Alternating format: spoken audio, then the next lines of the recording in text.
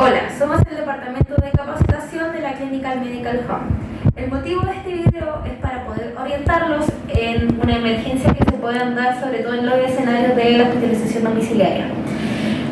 Primero que todo, partamos hablando sobre qué es una urgencia y qué es una emergencia. Urgencia es toda situación que por su riesgo va a necesitar de una valoración terapéutica en un corto periodo de tiempo. Estos principalmente se pueden deber por algún tipo de descompensación respiratoria, o algún tipo donde el paciente se saque, en este caso el botón gástrico o sonda gástrica, o incluso en cuadros digestivos descompensados.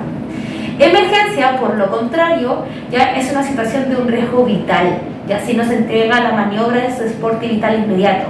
Esto hablamos directamente de lo que relaciona un paro cardiorrespiratorio, que puede deberse principalmente a una fatiga respiratoria, a algún tipo de patologías cardíacas, o en algunos casos se puede deber a algún tipo de descompensación metabólica, algún tipo de shock hipovolémico, que se pueden dar directamente por deshidratación de pacientes, acá sobre todo los pacientes pediátricos, que estos son principalmente los escenarios que pueden verse acá directamente en el HD. En caso de una emergencia, lo que se debe realizar es una evaluación rápida, donde no debe superar los 10 segundos de evaluación, donde puedo evaluar el estado de conciencia, la respiración y el pulso. El estado de conciencia se evalúa principalmente con un estímulo rápido, donde se le puede decir el nombre a viva voz del paciente y ver si hay algún tipo de gestualidad o movilización que el paciente me esté diciendo. Si no, de lo contrario, se debe realizar la evaluación de la respiración o el pulso. La respiración se debe valorizar tanto auditiva como visual, acercando mi oído y visualizando la caja torácica. Si no, se debe realizar finalmente el pulso. El pulso puede ser carotidio en pacientes adultos o braquialofemoral en pacientes pediátricos.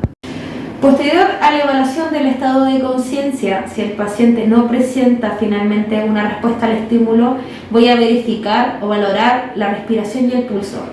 Si el paciente presenta pulso pero no respiración, lo que se debe realizar son ventilaciones cada 6 segundos por 1 minuto e ir reevaluando. En caso contrario, si el paciente no presenta ni respiración ni pulso, finalmente el pulso es el que gatilla o nos indicaría que se debe realizar la maniobra de RCP. Los materiales que se utilizarán para la maniobra de RCP es el oxígeno, el cual siempre tiene que estar, en este caso, con la válvula abierta en todo momento para evitar algún tipo de imprevisto frente a una emergencia. También la conexión de oxígeno, que va a ir conectada finalmente al AMBU. En la parte inferior está su conexión y esta va directamente conectada al oxígeno.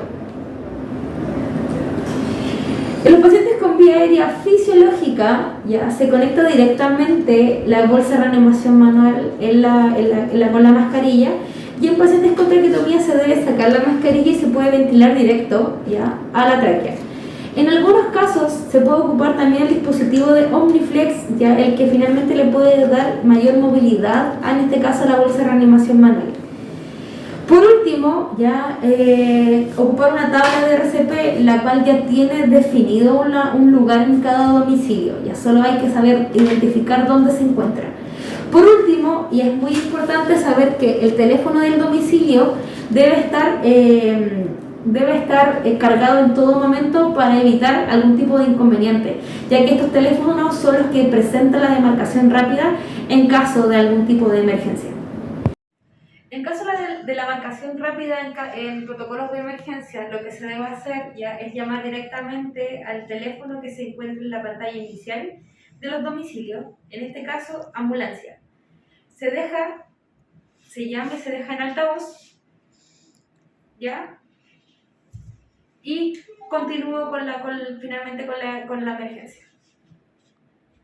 Una vez haber iniciado la evaluación o la valoración inicial, lo que se debe hacer en este caso es el pulso. Si el paciente presenta el pulso pero no respiración, lo que se debe realizar son ventilaciones cada 6 segundos por 1 minuto e ir reevaluando hasta que finalmente el paciente se logre movilizar la respiración. De lo contrario, si el paciente no tiene pulso y tampoco respiración, se comienza directamente con la maniobra de RCP. Es importante saber que la delimitación de, el tórax del paciente para el manejo de la técnica es el siguiente. Siempre se traza una cruz desde el tórax donde pasa el esternón del paciente y se divisa finalmente a nivel de la línea maxilar, donde yo voy a situar directamente la palma de mi mano o como vaya directamente a la venadora, ya que en pacientes lactantes se debe realizar la compresión con 2 manos, con pacientes pediátricos es con la palma de una mano y en el caso de los pacientes adultos es la técnica por ambas manos. Otra cosa importante, que si el paciente es postrado, ya lo que pueden realizar es colocar la tabla a nivel de la zona escapular para evitar algún tipo de rebote en la compresión. Es importante saber que si van a realizar la técnica sobre la cama, ustedes deben subir arriba de la cama, ya que la posición correcta para generar un buen brazo de palanca y que ustedes posteriormente no se fatiguen con tanta facilidad, es que el cuerpo del reanimador debe estar perpendicular a la del paciente. Quiere decir que ustedes deben estar en la posición arriba de la cama, ¿ya? Con los brazos y codo en extensión. Y según la técnica, según el paciente, es si se realiza con 2 dedos, una palma o con ambas manos en este caso. Además de realizar los masajes cardíacos, lo que se debe realizar también es una buena ventilación. Esta se debe realizar directamente con la bolsa de reanimación manual y dependiendo también de la vía fisiológica o artificial que tengan finalmente el paciente.